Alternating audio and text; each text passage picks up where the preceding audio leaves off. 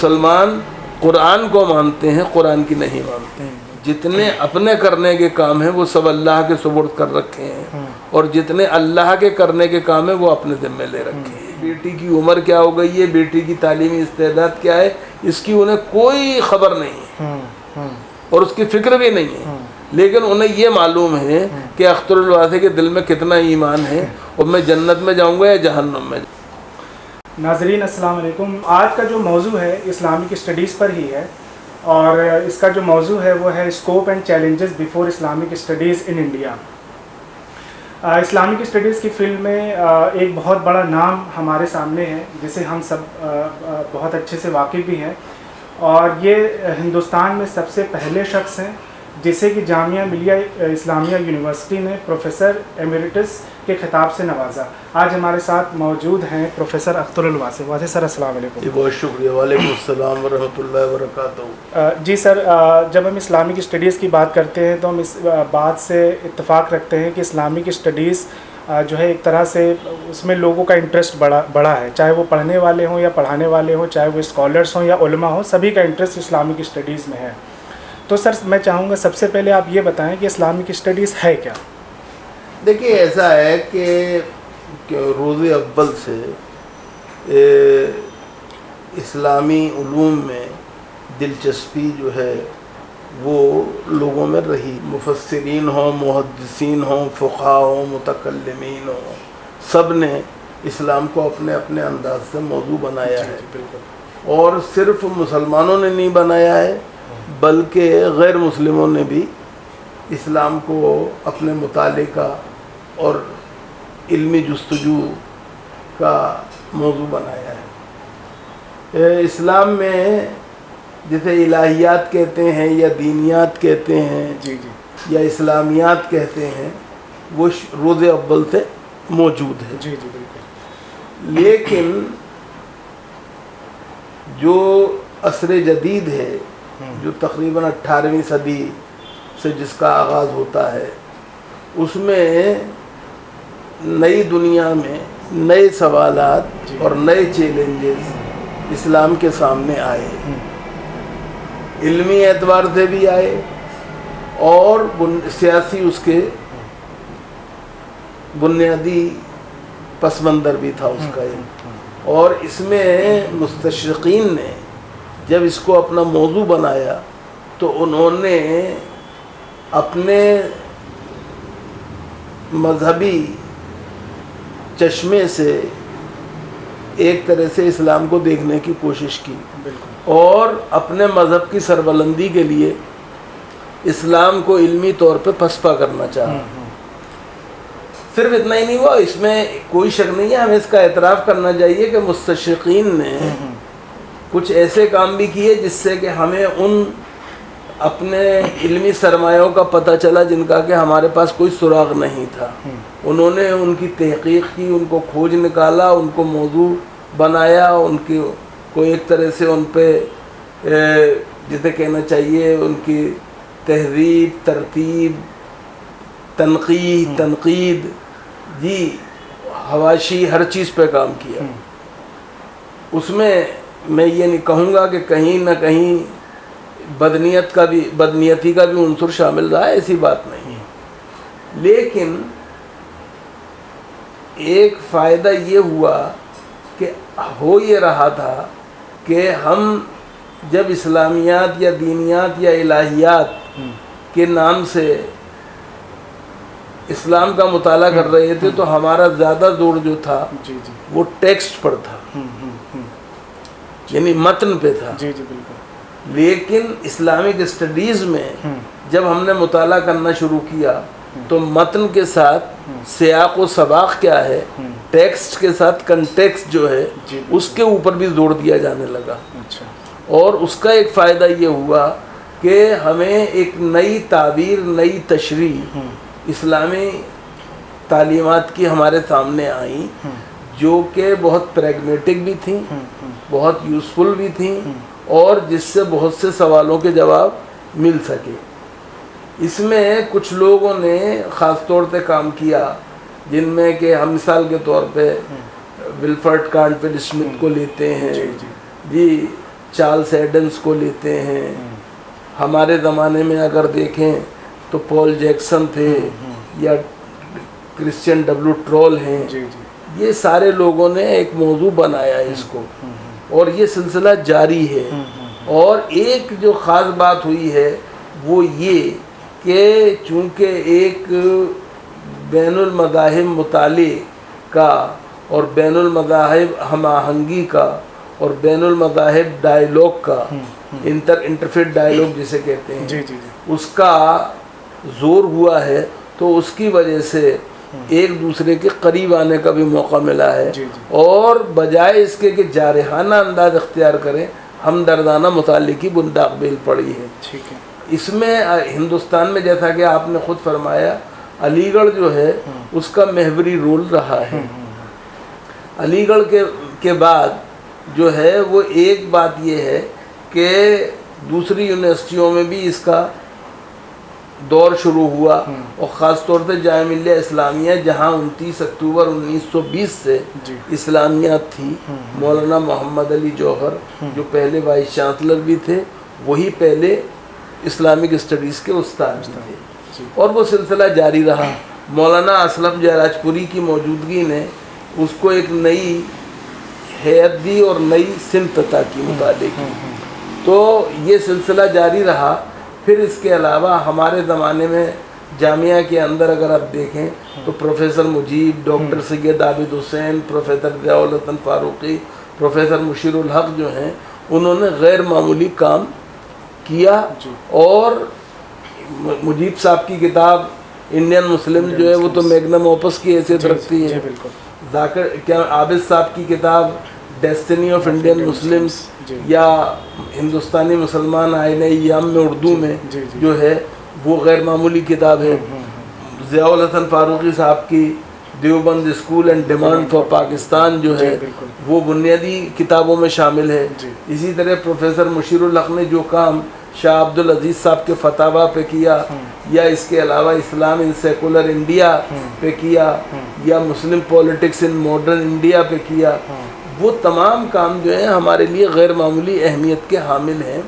اس کے علاوہ پروفیسر عبدالعلیم صاحب کی سربراہی میں علی گڑھ مسلم یونیورسٹی کے اندر ایک بات کی کوشش کی گئی تھی, وہ پروجیکٹ پورا نہیں ہو پایا, کہ مختلف مسلم ممالک جو ہیں اور معاشرے جو ہیں ان کے اوپر ایک کتابیں آئیں. اس میں پروفیسر اکمل ایوبی صاحب کی ترکی تو آ گئی, محمود الحق صاحب کی عراق آ گئی, لیکن بقیہ جن لوگوں کو دیے گئے وہ اس طرح سے نہیں آ پائے. لیکن یہ اپنی جگہ کام ہوا. اس کے بعد جو ہے حیدرآباد میں عثمانیہ یونیورسٹی میں بھی کام ہوا. انور معظم صاحب اور سلیمان صدیقی صاحب نے خاصا اس کو آگے بڑھایا اور اس کو اہمیت دی. پھر ایک بات ہمیں یہ دیکھنی چاہیے کہ بعض وہ لوگ جو مدارس سے فارغ شدہ تھے انہوں نے بھی اس کو موضوع بنایا. ہمیں یہ نہیں بھولنا چاہیے کہ اسلامک اسٹڈیز کے لیے سارا سیرا یونیورسٹی والوں کے سر نہیں ہے, بلکہ اگر آپ دیکھیں تو سر سید نے جو کام کیا وہ بنیادی طور پر تھا. سر سید نے قرآن کی تفسیر بھی لکھی اور بائبل کی تفسیر بھی لکھی, اور انہوں نے ان موضوعات کو اپنایا جو کہ ہمارے زمانے میں بہت اہم تھے. اس کے بعد شبلی جو ہیں وہ بڑا نام ہے, اور شبلی نے جو کام کیا خاص طور سے جو ان کی الف لام سیریز ہے, المامون ہو, النعمان ہو, دوسری چیزیں ہوں, اس کے علاوہ اسکندریہ کے کتب خانے کو لے کر مسلمانوں پر جو الزام تراشی کی گئی تھی اس کا انہوں نے جیسا مثبت اور مدلل جواب دیا, اس کا آج تک کوئی کیا میں بدل نہیں آ پایا ہمارے سامنے. پھر شبلی کا معاملہ یہ تھا کہ سیرت النبی کے ذریعے انہوں نے قاموسی کام کیا, الفاروق کے ذریعے انہوں نے غیر معمولی اہمیت کا کام کیا. پھر اس کے بعد جو شبلی کا ایک اور بڑا کارنامہ ہے کہ انہوں نے صرف خود کام نہیں کیا بلکہ افراد سازی بھی کی اور ادارہ سازی بھی کی.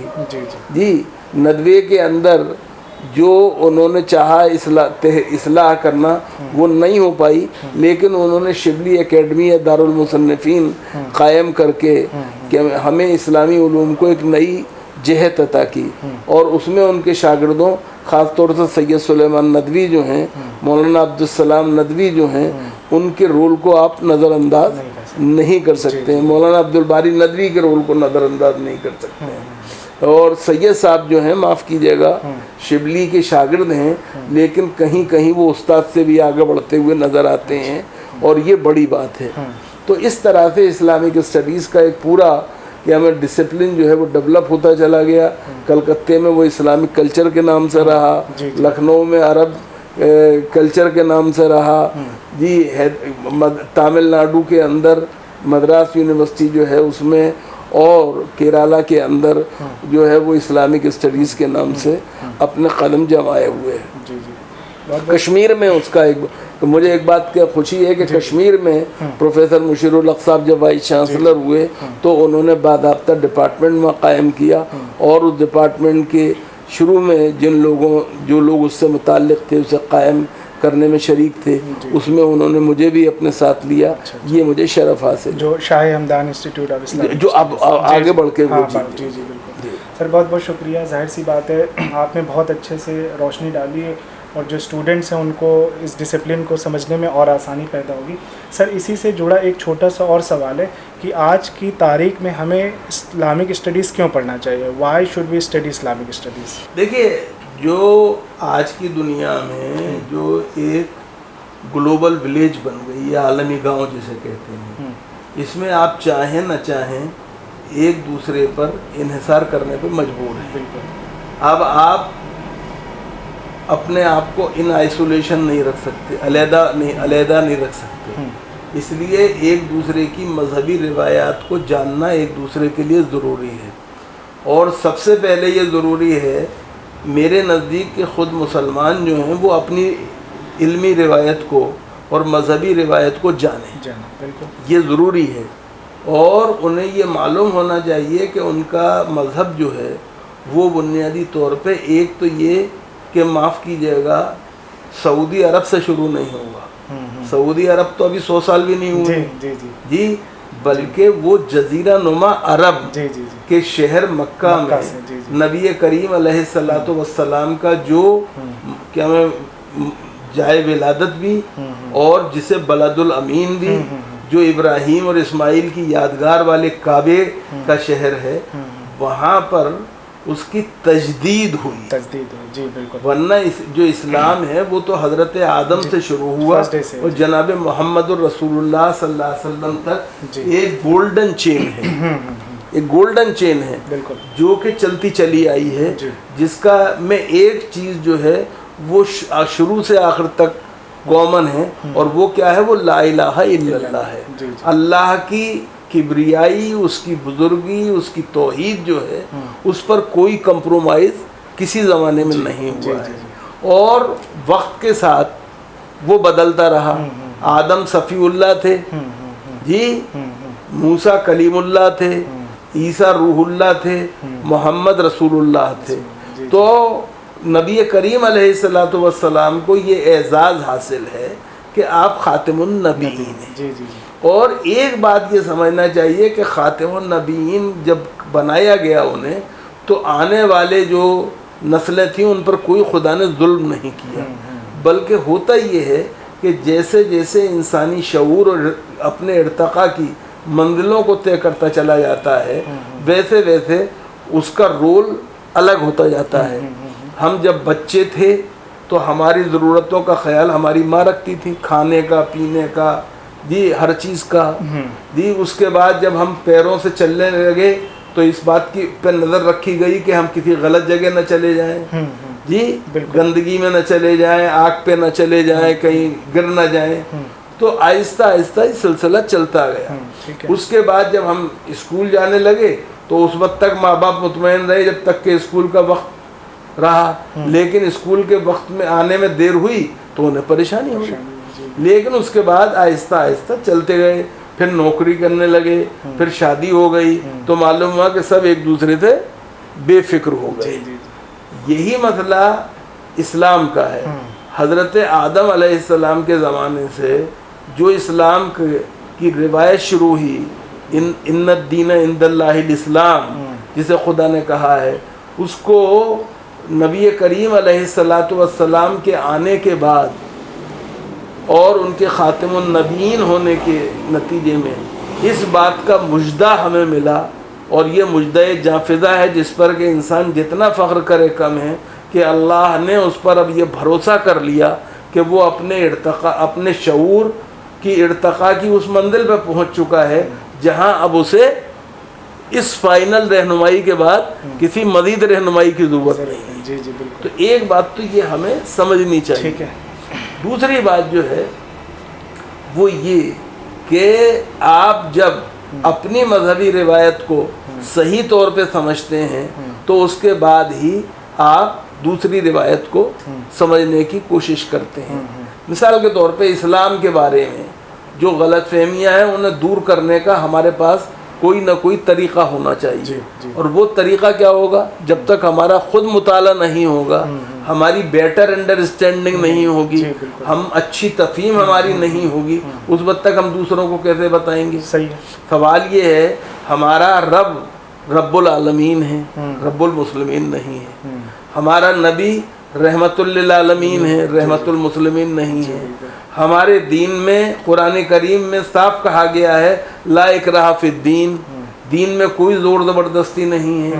ہمارے دین میں صاف کہا گیا ہے کہ لکل قوم ہاد، ہر قوم میں ہم نے ہدایت پہنچانے والے نبی اور رسول بھیجے ہیں، اور ایک بات اور کہی گئی ہے کہ ہم ان میں فرق نہیں کرتے ہیں، ان میں ان نبیوں اور رسولوں میں فرق نہیں کرتے ہیں، یہ سب سے بڑی بات ہے۔ اور ایک بات اور وہ یہ کہ یہ کہا گیا کہ لکم دینکم ولی دین، تمہارا دین تمہارے لیے ہے اور میرا دین میرے لیے ہے۔ یاد رکھیے جتنے نبی اور رسول آئے ہیں وہ لوگوں کو کمیونیکیٹ کرنے کے لیے آئے ہیں، کنورٹ کرنے کے لیے نہیں آئے۔ کنورٹ تو وہ ہوتا ہے جسے اللہ توفیق دیتا ہے، بقول شاعر کے اللہ اگر توفیق نہ دے انسان کے بس کا کام نہیں۔ جی فیضان محبت عام صحیح، عرفان محبت عام نہیں۔ اس بات کو ہمیں خوب سوچنا سمجھنا چاہیے۔ اور لیکن ہماری آج جو پرابلم ہے اور جس کی وجہ سے کہ معاف کیجیے گا ہمیں پریشانی کا بھی سامنا کرنا پڑتا ہے، ہم کمیونیکیشن سے زیادہ کنورژن کے چکر میں پڑتے ہیں۔ یہ ہمیں بنیادی تو ہمارا کام کیا ہے؟ ہمارا ایک بات ہمیں اور سمجھنی چاہیے، اس دنیا میں جو ریلیجس پلورلزم ہے، مذہبی تکثیریت ہے، وہ میرے اور آپ کی وجہ سے نہیں ہے، یہ خدائے بزرگ و برتر کی مرضی منشا کا نتیجہ ہے۔ This is because of the will design and desire of Almighty, اللہ جل شانہ۔ جی ورنہ وہ سب کو چاہتا تو اس قدر قدرت والا ہے، ان اللہ علی کل شیء قدیر، کہ وہ سب کو ایک سانچے میں ڈال دیتا، لیکن اس نے سب کو یہ آزادی دی کہ وہ جو چاہے راستہ اختیار کریں۔ ہمارا آپ کا کام اتنا ہے کہ ہم حق کو لوگوں تک پہنچا دیں، لیکن وہ اسے قبول کرتے ہیں یا نہیں کرتے یہ ان کی ثواب دید پہ چھوڑ دیں، ان کے ذہن و ضمیر کی آزادی انہیں دیں کہ وہ جس چیز کو چاہے قبول کریں۔ اس بات کو سمجھنا چاہیے۔ اور ایک بات اور بھی ہے، وہ یہ کہ ہمیں دوسروں کے مذہب کے سلسلے میں حقارت کا کوئی رویہ اختیار نہیں کرنا چاہیے، ان دوسروں کے معبودوں کو برا نہیں کہنا چاہیے قرآن کے لفظوں میں، چونکہ وہ پلٹ کے آپ کے خدا کو برا کہیں گے، نتیجہ اس سے فتنہ و فساد پیدا ہوگا۔ اس بات کو سمجھنا چاہیے۔ اور ایک بات یہ سمجھنا چاہیے کہ مسلمان ہونے کا مطلب اور اسلامک اسٹڈیز پڑھ کر جو ہے اس کا کیا مقصد ہے؟ تخلقوا باخلاق اللہ، اللہ کا جیسا اخلاق پیدا کرنے کی کوشش ہونی چاہیے۔ اور اللہ کا اخلاق کیا ہے؟ اللہ جو ہے وہ اپنے منکروں کے اوپر بھی، ملحدین کے اوپر بھی، جی دہریوں کے اوپر بھی نہ اس نے پانی بند کیا، نہ ہوا بند کی، نہ رزق بند کیا، اس نے سب کو آزادی دی۔ تو ہمارا کام بھی یہ ہونا چاہیے کہ ہم اس طرح اس سے اپنے آپ کو باز رکھیں، محفوظ رکھیں۔ اس سلسلے میں میں معاف کیجیے گا ذرا سے بات الگ ہٹ رہی ہے۔ حضرت ابراہیم کا ایک بہت اچھا واقعہ ہے۔ حضرت ابراہیم علیہ السلام کی عادت تھی کہ آپ اکیلے کھانا نہیں کھاتے تھے، جب تک کہ کوئی دوسرا ساتھ نہ ہو. ایک دن کوئی نہیں ملا, پریشان تھے, باہر گھر سے نکل کے انتظار دیکھ رہے تھے کہ کوئی آ جائے بھوکا. تو ایک شخص آیا, آپ نے پوچھا کھانا کھاؤ گے؟ اس نے کہا بھوک تو لگی ہے. تو ان کے آؤ. وہ آئے, انہوں نے جب بیٹھ گیا دسترخوان پہ تو کہا بسم اللہ کرو. اس نے کہا کہ کہے گی بسم اللہ جی؟ تو اس نے کہا بھائی اللہ کے نام سے شروع کرو. انہوں نے کہا اللہ ہے ہی نہیں تو اس کے نام سے کیوں شروع کرو؟ حضرت ابراہیم نے اسے غصے میں اٹھا دیا دسترخوان سے. وہی فوراً نازل ہوئی, تنبیہ کی, اور کہا گیا اے ابراہیم ہمیں اسے اتنے زمانے سے اس کی تمام باتوں کو جاننے کے باوجود رزق دینے سے ہم باز نہیں آئے, اور تو ایک وقت کا کھانا نہیں کھلا پایا. تو یہ جو رویہ ہے اصل میں اسے سمجھنے کی ضرورت ہے. دوسرے ایک بات اور بھی ہے, یہ ایک بات کا خیال رکھیے, سر سید نے بڑے پیارے لفظوں میں کہ ہمیں اسلامک اسٹڈیز کے اس پورے جو سوال آپ کا ہے اس کو ایک جملے میں سم اپ کر دیا ہے. انہوں نے کہا ہے کہ قرآن خدا کا قول ہے اور کائنات خدا کا فعل ہے, اور خدا کے قول اور فعل میں کوئی تضاد اور ٹکراؤ نہیں ہو سکتا. تو اصل میں جب اسلامک اسٹڈیز آپ پڑھتے ہیں تو خدا کے قول اور خدا کے فعل دونوں کے بارے میں ایک آگہی حاصل کرتے ہیں, ایک جانکاری حاصل کرتے ہیں, اور ایک بہتر کہ ہمیں نتیجے پہ پہنچنے کی کوشش کرتے ہیں. جی سر بالکل. اور پھر ایک آخری بات جو ہے وہ یہ کہ آپ صرف اپنے مذہب کا مطالعہ نہیں کرتے, بلکہ اسلامک اسٹڈیز کے کورس میں ہر جگہ آپ کو معلوم ہے میجر ورلڈ ریلیجنز کا پرچہ شامل ہے. جی علی گڑھ میں تو فیکلٹی آف تھیولوجی جو ہے, دینیات کی جو فیکلٹی ہے, اس میں بھی ایک پرچہ شامل ہے. اور اس سے یہ ہوتا ہے کہ آپ کو دوسرے مذاہب کے بارے میں جاننا چاہیے, اور کس طرح معروضی انداز سے ہمیں جاننا چاہیے. اس کی بہترین مثال ہمیں سر سید کے ہاں ملتی ہے کہ انہوں نے بائبل کی جو تفسیر لکھی وہ اسلام کی اینک لگا کے نہیں لکھی, بلکہ انتہائی معروضی اور استدلال سے کام لیتے ہوئے لکھی, جس کی قدر آج تک جو ہے وہ عیسائی دنیا میں بھی ہوتی ہے. جب ہم اسلامک اسٹڈیز کی بات کرتے ہیں تو جیسا آپ نے اپنے یعنی اشارہ بھی کیا کہ مطلب اٹ کٹس اکراسز ویریس ڈسپلنس. تو اس کے ساتھ ایک جو میں چیلنج دیکھتا ہوں وہ یہ دیکھتا ہوں کہ یہ جو ہے کہیں پر یہ اسلامی علوم ہے, یا کہیں پر یہ فیکلٹیز یعنی ہیومینٹیز میں ہے, کہیں پر یہ سوشل سائنس میں ہے, یعنی کہ اپنا اس کا ایک خود گھر نہیں ہے. تو اسی طرح آپ کو اور کیا چیلنجز جو ہے اس ڈسپلن کے سامنے نظر آتے ہیں؟ کون کون سے چیلنجز ہیں اسلامک اسٹڈیز کے سامنے؟ یہ کوئی چیلنج ہی نہیں ہے. دیکھیے آپ فیکلٹی آف ہیومینٹیز میں ہیں, فیکلٹی آف سوشل سائنسز میں ہیں, جی یہ بنیادی طور پہ ایکیڈمک ایڈمنسٹریٹو ارینجمنٹ اچھا کہ a department is located in such faculty or such faculty. That's not a problem or not a challenge. جی اس سے سلیبس پہ کوئی اثر نہیں پڑ رہا ہے, پہلی بات تو آپ کو پتا ہونا چاہیے. جی بالکل, اور آپ مجھ سے بہتر جانتے ہیں. دوسری بات جو ہے وہ یہ ہے کہ ہمیں یہ سمجھنا چاہیے کہ جو چیلنج ہے وہ یہ ہے کہ ہم اسلامک اسٹڈیز کے لیے مطالعے کی نہج کیا رکھیں. ٹھیک ہے جی, سوال یہ ہے کہ ہمیں ناراض نہیں ہونا چاہیے. ٹھیک ہے, ہمیں یہ دیکھنا چاہیے کہ مستشرقین جو ہیں وہ اسلام کا مطالعہ کس نہج پہ کر رہے ہیں. ہمیں ان کے جو مطالعے کا انداز ہے, جو تحقیق کا طریقہ ہے, اس کو سمجھنا چاہیے اور اس کا ایک بہتر اور مثبت جواب دینا چاہیے, جیسا کہ سر سید نے خطبات احمدیہ کے ذریعے دیا, جیسا کہ سید امیر علی نے ہسٹری آف سارازنز اور اسپرٹ آف اسلام کے ذریعے دیا, جس طرح ہمارے زمانے میں مجیب صاحب اور عابد صاحب, ضیاء صاحب اور مشیر الحق صاحب وغیرہ نے دیا. یہ ہمیں دینا چاہیے اور اس کے لیے اس طرح سے تیاری کرنی چاہیے. یہ ضروری نہیں ہے ہمیں اس اچھا, اور ان لوگوں کے سے پہلے اگر آپ دیکھیں تو امام غزالی نے جو کہ ہمیں اسلام کی حقانیت کو ثابت کرنے کے لیے اور اس کو ایک فلسفیانہ اساس مستحکم دینے کے لیے یونانی فلسفے کا رد کیا. وہ میرے نزدیک غزالی کی خوبی یہ ہے کہ وہ مروب نہیں ہے، معروضی ہیں. ان کے یہاں مروبیت نہیں ہے، معروضیت ہے. تو اصل چیز جو ہے آپ یہ دیکھیں، شاہ ولی اللہ کو دیکھیں، شاہ ولی اللہ نے کس طرح سے دیکھا. جی تو آپ کو اصل چیز جو ہے وہ یہ دیکھنا ہے کہ کس زمانے میں کون سے سوالات آ رہے ہیں. جی علم کلام کی ایجاد کیوں ہوئی؟ اسی لیے ہوئی کہ ہر زمانے کے سوالات نئے تھے. اور یاد رکھیے ایک بات میں آپ سے عرض کرنا چاہتا ہوں کہ دنیا میں اگر کوئی چیز پرماننٹ ہے تو وہ سوال ہے، ہر جواب عارضی ہے.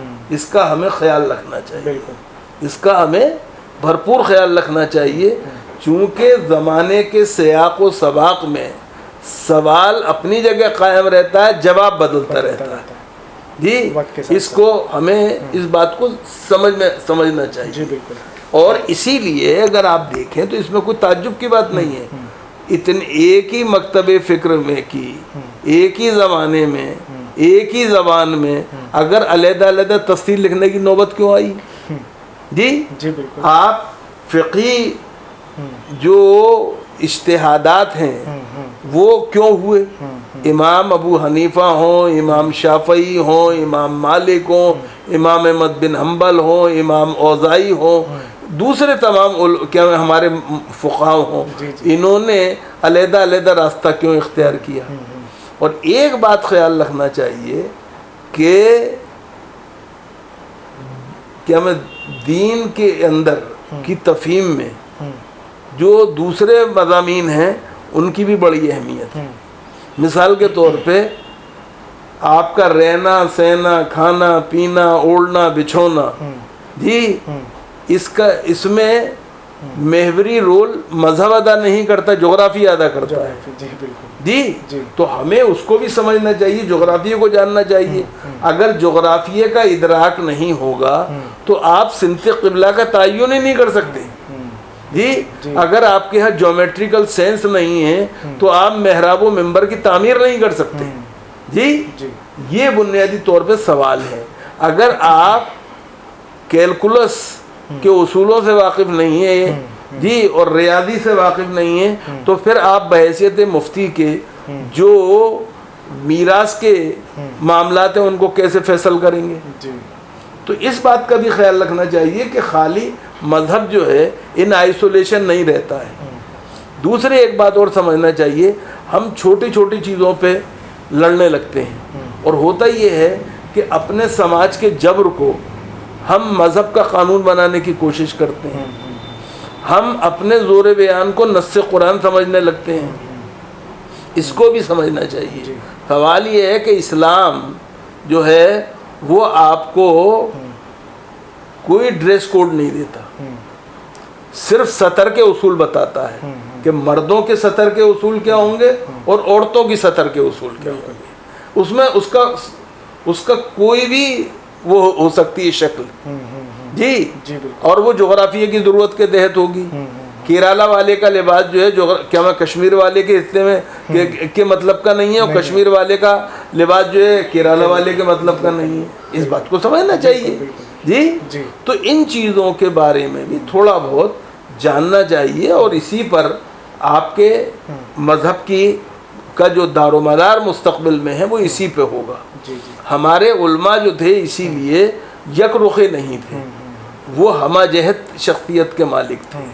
جی تو ہمیں ان چیزوں کو خوب سمجھنا چاہیے. اسلامک اسٹڈیز کو پڑھنے اور پڑھانے والوں کی تعداد ملٹی پلائی ہو رہی، بڑھ رہی ہے، لیکن جو ہمارا یوتھ ہے، جو ینگر جنریشن ہے، اس کے ذہن میں یہ سوال، اور یہ میرا پرسنل ایکسپیرینس بھی ہے، کہ وہ اسکوپ اور فیوچر کے بارے میں کنفیوزڈ ہے. تو جیسے میں اگر آپ سے جاننا چاہوں یا اگر آپ بتانا چاہیں کہ اس کا اسکوپ اور فیوچر کیا ہے اسلامک اسٹڈیز کا.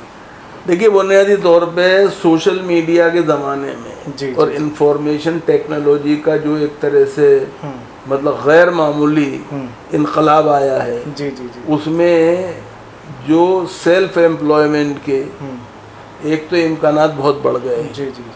دوسرے یہ کہ آپ کی ریچ بڑھ گئی ہے. جی ٹھیک ہے. مثال کے طور پہ زوم کے زمانے میں سے پہلے इंटरनेशनल कॉन्फ्रेंस करने के लिए आपको सोचना पड़ा नहीं लाखों रुपए की ग्रांट चाहिए होती थी। बिल्कुल आज आप इंटरनेशनल वेबिनार कर रहे हैं और सिर्फ क्या मैं गूगल के जरिए जी या जूम के जरिए, ठीक है। आप इन चीज़ों को एक तरह से हमें गौर करना चाहिए। क्या वजह है कि मगरिब ही इन चीज़ों पे एक तरह से इनकी ईजादात में भी लगा हुआ है और ईजादात के नतीजे में इजारादारी भी होती है, तो आपको इस पे गौर करना चाहिए। दूसरी बात जो आपने कही, मैं माफ़ कीजिएगा, हुसूल इल्म को रोज़गार से नहीं जोड़ता हमेशा, याद रखिए, क्योंकि वजह यह है कि इल्म जो है वो आपको इंसान बनाने के लिए है, सोशल एनिमल बनाने के लिए है, इकोनॉमिक एनिमल बनाने के लिए नहीं। जी बिल्कुल, ये भी ख्याल रखना चाहिए। हमारे बच्चों को मैं मना नहीं करता रोजगार के लिए, लेकिन याद रखिए 4 चीज़ों का ताल्लुक मैदे से नहीं होना चाहिए, दिल से होना चाहिए। एक माँ, एक मुल्क, एक मज़हब, एक मादरी ज़बान। तो इस्लामियात की तालीम अगर आप हासिल करते हैं, उलूम इस्लामी में अगर आप सनद हासिल करते हैं, तो वो बुनियादी तौर पे इस उससे मत देखिए, ठीक है।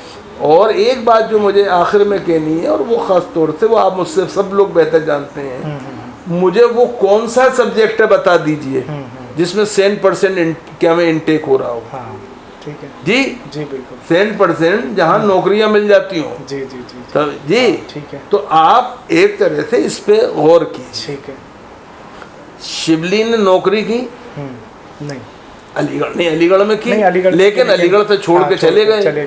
तो सवाल ये है कि खाली रोजगार से इल्म को जोड़ना मेरे नज़दीक बहुत सेहतमंद फिक्र का नतीजा नहीं है। हमारी नई नस्ल को अपने लिए नए इम्कानात तलाश करने चाहिए, नए जहान तलाश करने चाहिए, उड़ान के लिए नई फ़िज़ाओं को देखना चाहिए। और उसमें मेरे सामने बहुत सी मिसालें हैं, आप सब जानते हैं कि आप जो हैं अगर उन मिसालों को सामने रखेंगे तो अपने लिए बेहतर इम्कानात पैदा कर सकते हैं और इस्लाम की खिदमत भी कर सकते हैं, और इंसानियत जो है उसका जो कॉज है उसे भी सर्व कर सकते हैं। मैं फिर अर्ज़ करूँगा, मुसलमानों को एक बात से परहेज़ करना चाहिए, और वो ये कि ये जो उन्होंने एक वतीरा इख्तियार कर रखा है, और ख़ास तौर से नई नस्ल के को मैं बताना चाहता हूँ कि मुसलमानों ने उनकी जो सारी परेशानियाँ हैं उसकी 2 वजह हैं। एक वजह तो ये है कि वो मीडियम तो मॉडर्न इस्तेमाल करना चाहते हैं, लेकिन ईडीएम मिडेबल रखना चाहते हैं। इसको उन्हें छोड़ना पड़ेगा, मॉडर्न मीडियम, मॉडर्न ईडीएम। एक दूसरी बात जो मुझे कहनी है वो ये कि मुसलमानों की एक प्रॉब्लम ये है, माफ़ कीजिएगा, एक इजाफी प्रॉब्लम भी मुझे याद आ गई कि मुसलमान कुरान को मानते हैं, कुरान की नहीं मानते हैं। तीसरी बात जो आखिरी बात है वो ये कि मुसलमानों ने जितने अपने करने के काम हैं वो सब अल्लाह के सुपुर्द कर रखे हैं, और जितने अल्लाह के करने के काम हैं वो अपने ज़िम्मे ले रखे हैं। उनकी बीवी की सेहत कैसी है, बेटी की उम्र क्या हो गई है, बेटी की तालीमी इस्तेदाद क्या है, इसकी उन्हें कोई खबर नहीं है और उसकी फ़िक्र भी नहीं है। लेकिन उन्हें ये मालूम है कि अख्तरुल वासी के दिल में कितना ईमान है, और मैं जन्नत में जाऊँगा या जहन्नम में जाऊँगा। जो काम भाई अल्लाह के करने का उसे करने दीजिए, और जो आपके करने का वो आप कीजिए। अल्लाह आपसे उसी के बारे में पूछेगा जिस काम के लिए आपको कॉम्पिटेंट बनाया गया है। तो इस्लामिक स्टडीज़ के हर तालिब इल्म को इस बात को समझना चाहिए, और याद रखिए खाली किताबी दुनिया का कीड़ा नहीं बनना चाहिए, बल्कि ज़िंदगी के लिए एक बेहतर इंसान बनने की कोशिश करनी चाहिए। और सिर्फ एक बात को गिरह में बांध के रसूलुल्लाह की रखनी चाहिए। बुखारी शरीफ की हदीस है, और वो ये है कि उन्होंने ईमान वालों की पहचान ये बताई है कि वो जो अपने लिए पसंद करते हैं वो दूसरों के लिए पसंद करते हैं। क्या मुसलमान नौजवान इस बात को اپنی زندگی کا وظیفہ بنائیں گے, کیا اس پہ عمل کریں گے, یہی کہ ہمیں طے کرے گا ان کا مستقبل بھی, اسلام کا مستقبل بھی, اور انسانیت کا مستقبل.